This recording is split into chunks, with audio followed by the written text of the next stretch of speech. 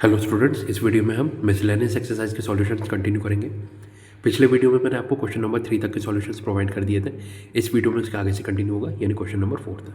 चलिए शुरू करते हैं। Question 4, find the number of all onto functions from the set 1, 3 up to n to itself. तो मेरा क्वेश्चन 4, सेट क्या गिवन है 1, 2, 3 अप टू n। तो बेसिकली क्या है, ये नेचुरल नंबर है, फर्स्ट एंड नेचुरल नंबर। तो हमने एज्यूम कर लिया, ये देखिए a टू b, क्योंकि सेट से खुद को ही क्या बनाना है, onto function, sorry set से खुद को ही, ठीक है, ऑन टू जितने ऑन टू फंक्शन बन सकते हैं वो हमें निकालना है। तो 1, 2, 3 अप टू n, तो यहाँ पे भी हमने एज्यूम कर लिया 1, 2, 3 अप टू n, ठीक है। ये डोमेन, ये को डोमेन, क्योंकि सेट से इटसेल्फ ही बन रहा है ऑन टू फंक्शन, तो डोमेन भी ये हो जाएगा, को डोमेन भी ये हो जाएगा, ठीक है। अब ऑन टू फंक्शन का मतलब क्या होता है, जो रेंज होता है वो को डोमेन के ही बराबर होता है, यानी यही आपकी रेंज भी हो जाएगी, ठीक है। नाउ ऑन टू फंक्शन की डेफिनेशन क्या होती है, देखिए ये रेंज होगी, मतलब हर एक यूनिक एलिमेंट के लिए एक डिस्टिंक्ट प्री इमेज होना चाहिए, यानी बी का आप कोई भी एलिमेंट उठाइए, उसके लिए एक यूनिक एलिमेंट ए में होना चाहिए जो प्री इमेज हो, मतलब इसी एलिमेंट का रिजल्ट ये होना चाहिए, या फिर बोल सकते हैं इसी एलिमेंट का प्री रिजल्ट या प्री इमेज ये होना चाहिए, ठीक है। तो सबसे पहले 1 के लिए देखते हैं। 1 के लिए पॉसिबल प्री इमेजेस कितने हैं, 1, 2, 3 अप टू n, क्योंकि फर्स्ट एंड नेचुरल नंबर है तो टोटल पॉसिबिलिटीज़ कितनी है n, ठीक है। तो 1 के लिए आप देख सकते हैं n पॉसिबल प्री इमेजेस। अब 2 के लिए देखते हैं। 1 के लिए आपने अगर कोई भी सेलेक्ट कर लिया तो अब टोटल पॉसिबल इमेजेस कितने बचेंगे, n-1। तो 2 के लिए पॉसिबल इमेजेस बचे n-1 पॉसिबल प्री इमेजेस। 3 के लिए देखते हैं। देखिए 1 के लिए सेट हो गया, 2 के लिए सेट हो गया, तो 3 के लिए कितने बचे, 2 हट गए n में से, तो बचे कितने, n-2 पॉसिबल प्री इमेजेस, ठीक है। सिमिलरली अगर आप 4 के लिए देखेंगे तो पहले 3 सेट हो गए, बचे कितने, n-3 पॉसिबल प्री इमेजेस। ऐसे ही होता जाएगा।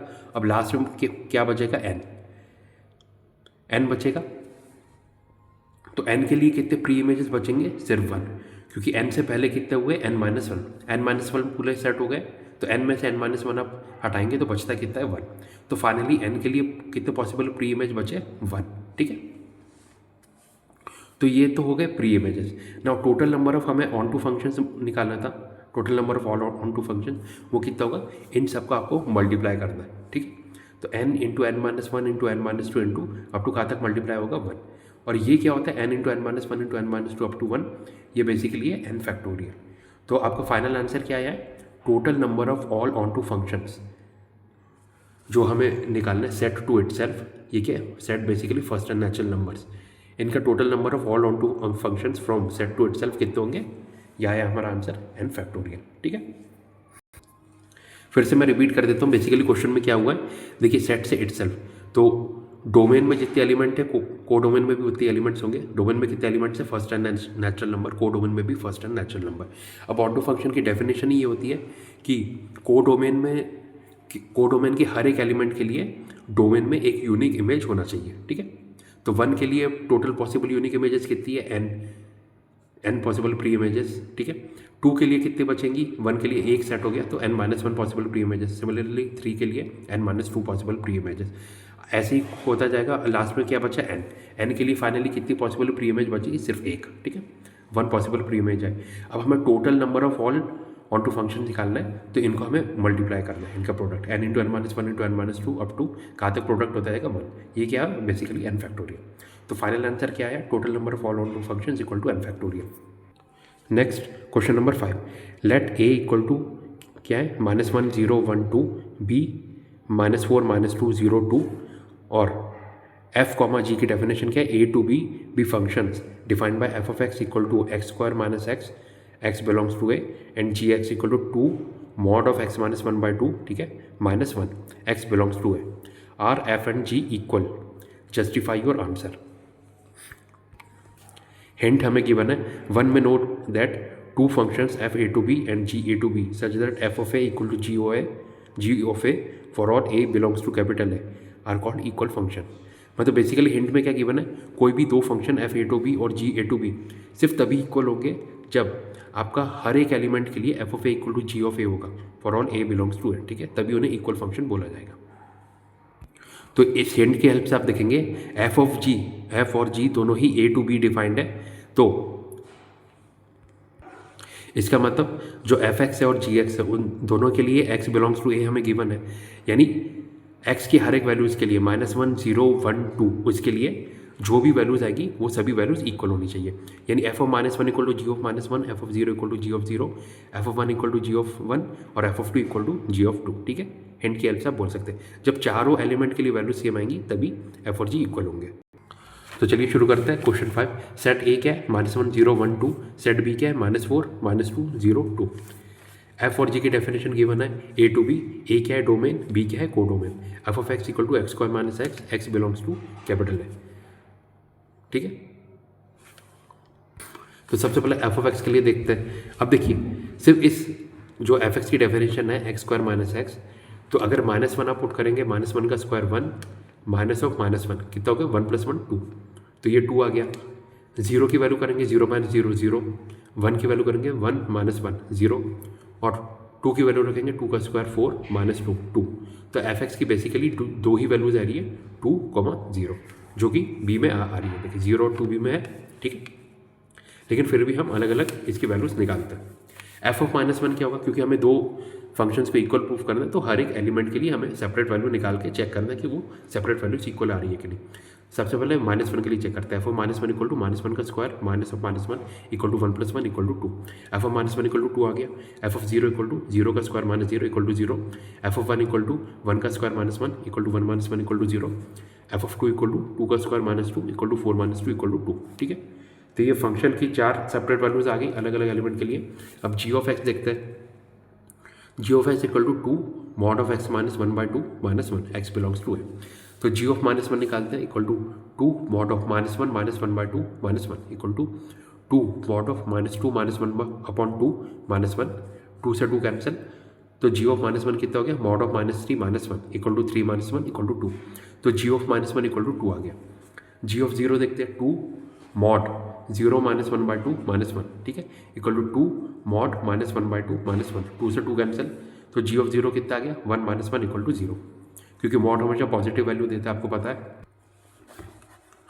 Next G of 1 equal to 2 mod 1 - 1/2 -1 equal to 2 mod 2 - 1/2 -1, 2 से 2 cancel, G of 1 equal to mod 1 - 1 equal to 1 - 1 equal to 0। G of 2 देखते हैं 2 मॉड 2 - 1/2 -1 इक्वल टू 2 मॉड 4 - 1/2 -1, 2 से 2 कैंसिल, तो जी ऑफ 2 कितना आ गया mod 3 - 1 equal to 3 - 1 equal to 2, G of 2 equal to 2 आ गया। तो इसी से आप देख सकते हैं F of -1 equal to G of -1 equal to 2, F of 0 equal to G of 0 equal to 0, F of 1 equal to G of 1 equal to 0, F of 2 equal to G of 2 equal to 2। ठीक है, हर एक separate element के लिए F और जी दोनों की values equal आ रही है, देयरफॉर आप बोल सकते हैं F and G are equal. ये हमसे क्वेश्चन में पूछा गया था, एफ और जी इक्वल आ गया। Next question number 6, let set A क्या है set of 1, 2, 3, then number of relations containing 1, 2 and 1, 3 which are reflexive and symmetric but not transitive. ठीक है, बेसिकली हमें क्या निकालना है, नंबर ऑफ रिलेशंस, ऐसे रिलेशन निकालने जो रिफ्लेक्सिव हो और सिमेट्रिक हो लेकिन ट्रांजिटिव नहीं हो, और उनमें जो रिलेशन हम निकालेंगे उनमें 1, 2 और 1, 3 एलिमेंट होना चाहिए। ठीक है, सेट ए क्या है 1, 2, 3। तो मेरा क्वेश्चन 6, सेट ए क्या है ए इक्वल टू 1, 2, 3, ये पूरे का सेट है। ए क्रॉस ए क्या होगा, क्योंकि हमें रिलेशन निकालना है तो हम वही चेक कर रहे हैं, ए क्रॉस है तो दो पेयर के जितने भी एलिमेंट हो सकते हैं वो हम बना रहे हैं। तो 1, 1, 1, 2, 1, 3, 2, 1, 2, 2, 2, 3, 3, 1, 3, 2, 3, 3। ठीक है, तो ये तो आगे ए टू ए में रिलेशन, मतलब दो एलिमेंट के जितने भी पेयर बन सकते हैं वो हमने बना दिए। अब हमसे क्वेश्चन में क्या पूछा गया, ऐसे रिलेशन निकालने जिसके दो एलिमेंट प्रेजेंट होना चाहिए 1, 2, 1, 3, और वो रिलेशन क्या होना चाहिए रिफ्लेक्सिव सिमेट्रिक होने चाहिए लेकिन ट्रांजिटिव नहीं होना चाहिए। ठीक है, तो मेरा रिलेशन मैंने बनाया। देखिए रिफ्लेक्सिव होगा तो सेम एलिमेंट तो होना चाहिए, यानी 1, 1, 2, 2, 3, 3, ये तो प्रेजेंट होगा ही। क्यों, क्योंकि ये दो एलिमेंट प्रेजेंट होने चाहिए रिलेशन में 1, 2 और 1, 3, और इसके डिस्टिंक्ट एलिमेंट्स क्या है 1, 2 और 3, तो इनके सेम एलिमेंट के पेयर तो होने चाहिए तभी रिफ्लेक्सिव होगा, यानी 1, 1, 2, 2 और 3, 3 तो प्रेजेंट होना चाहिए। अब सिमेट्री के लिए देखिए 1, 2 है तो 2, 1 भी प्रेजेंट होना चाहिए, 1, 3 है तो 3, 1 भी प्रेजेंट होना चाहिए। तो ये देखिए 1, 2 है तो 2, 1 प्रेजेंट है, 1, 3 है तो 3, 1 प्रेजेंट है, ठीक है। और ट्रांजिटिव के लिए देखते हैं 2, 1 है, 1, 3 है, लेकिन 2, 3 इसका एलिमेंट नहीं है, सो देयरफॉर ट्रांजिटिव नहीं है, तो हमारी कंडीशन को सेटिस्फाई कर रहा है, ठीक है। इसके अलावा क्या और कोई रिलेशन पॉसिबल है?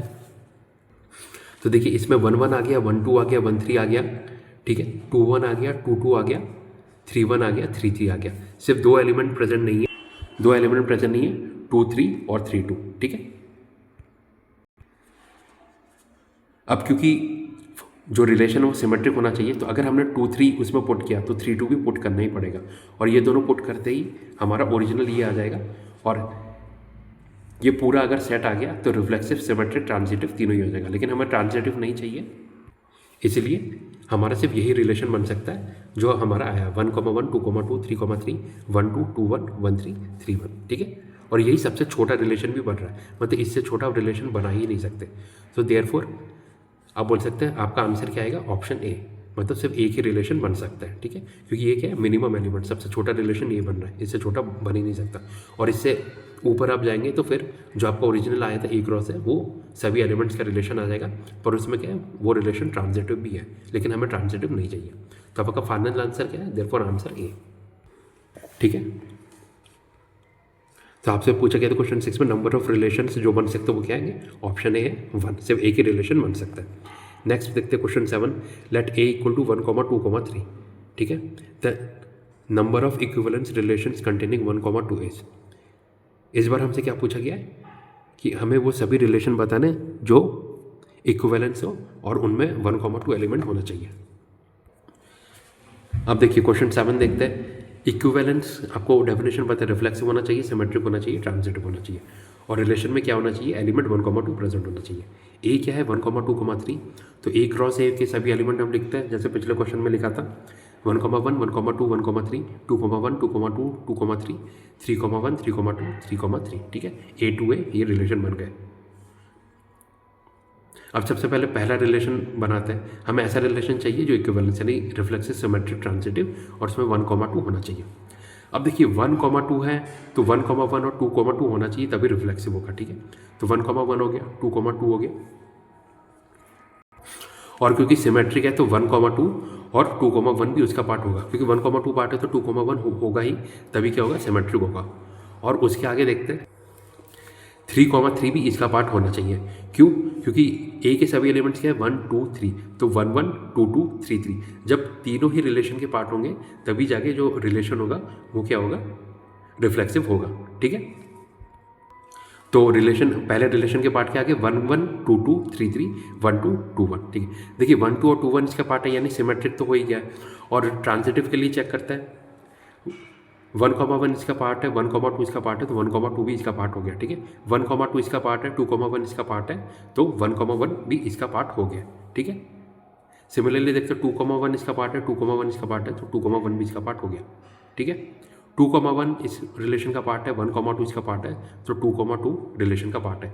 तो सभी केस में आप देख सकते हैं ट्रांजिटिव की कंडीशन को सेटिस्फाई कर रहा है, तो R1 क्या है, रिफ्लेक्सिव है, सिमेट्रिक है, ट्रांजिटिव यानी इक्विवेलेंस रिलेशन है, ठीक है। ठीक है, अब दूसरा रिलेशन देखते हैं, क्या दूसरा रिलेशन भी बन सकता है। तो देखिए ये R1 तो सबसे पहले छोटा रिलेशन बन गया, दूसरा कोई भी रिलेशन बनेगा तो इससे बड़ा यानी और ज़्यादा एलिमेंट हमें ऐड करने पड़ेंगे। तो R2 देखते हैं, 1, 1, 2, 2, 3, 3 तो इसका पार्ट होना चाहिए तभी रिफ्लेक्सिव होगा, 1, 2, 2, 1 भी इसके पार्ट होना चाहिए तभी सिमेट्रिक होगा। इसके अलावा हम देखते हैं हमें और क्या ऐड करना पड़ा, 1, 3, 3, 1, 3, 2, 2, 3। क्यों? क्योंकि अगर सिर्फ 1, 3 और 3, 1 ऐड करेंगे तो सिमेट्रिक तो सेटिस्फाई कर रहा है, पर क्या ट्रांजिटिव को सेटिस्फाई करेगा, देख लेते हैं। 1, 1, 3 इसका पार्ट है तो 1, 3 इसका पार्ट हो जाएगा, 3, 1 इसका पार्ट है, 1, 2 इसका पार्ट है, तो 3, 2 इसका पार्ट नहीं है, तभी हमें 3, 2 और 2, 3 भी इसका पार्ट बनाना पड़ेगा। देखिए 3, 2 आप ऐड करेंगे तो सिमेट्रिक करने के लिए 2, 3 भी इसका पार्ट होना चाहिए, तभी जाके ये सेटिस्फाई होगा। अब देखिए ये सभी एलिमेंट आप देखिए 1, 1, 2, 1, 3, 2, 2, 2, 1, 2, 2, 2, 3 और 3, 1, 3, 2, 3, 3 सभी इसके पार्ट हो गए, मतलब ए क्रॉस ए जो हमने बनाया था वो पूरा ही इसका पार्ट हो गया। ठीक है, तो दूसरा रिलेशन जो हमारे पास आया है R1, तो ये था सबसे छोटा, उससे बड़े में आप जाएंगे जो कंडीशन को सेटिस्फाई करेगा, तो हमारे जो सेट आया था ए क्रॉस ए वही हमारा R2 का पार्ट हो गया। ठीक है, तो हमारे कितने रिलेशन बन रहे हैं? सिर्फ 2 ही रिलेशन है जो बन रहे हैं। देयरफॉर आंसर क्या होगा? ऑप्शन नंबर बी, सिर्फ 2 ही रिलेशन ऐसे बन सकते हैं जो क्या हो गए? इक्विवेलेंस हो गए, और उसमें 1,2 उनका पार्ट होगा। ठीक है, ओके, तो फाइनल आंसर क्या है क्वेश्चन 7 का? Number of equivalence relations, option B, 2 equivalence relation बन सकते हैं। ओके, तो स्टूडेंट्स यहाँ पे आपके मिसलेनियस एक्सरसाइज के सॉल्यूशंस कंप्लीट होते हैं। Thank you.